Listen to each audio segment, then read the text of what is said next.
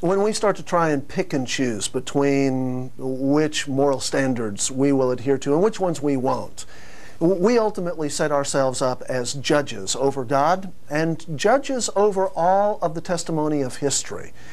If we start to pick and choose which parts of the Old Testament law we like and don't like, which parts we think are judgmental and which parts we think are helpful, we have essentially established man as the ultimate standard, the ultimate arbiter of all of law. That means that we are ultimately vulnerable to whoever is in power, whoever has control, whoever is able to wield the most authority in a society. That puts us all in a very vulnerable state. I don't know about the rest of the world, but I, for one, would much rather be judged by God than by some man that I do not know. I'd much rather be judged by the merciful, loving, majestic creator of heaven and earth than by an accumulation of men, however wise they may be, however educated they may be.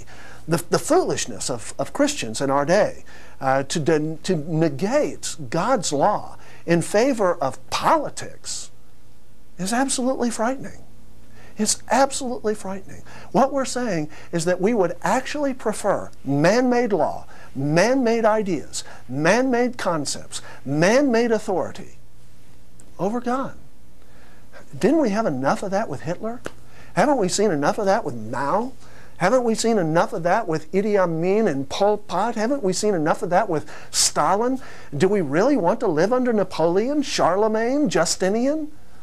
I, for one, for all of the reality that comes to me every day as a sinner, condemned by the law of God, I, for one, would much rather choose God as my judge than some man.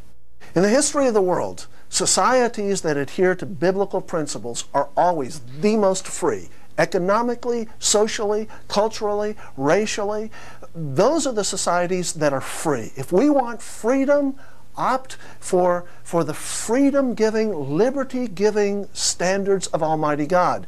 If, on the other hand, you like the record of Stalinism or Leninism or Nazism or Maoism, then go ahead and walk down the path of the wisdom of the 51%, the wisdom that flows out of the barrel of a gun.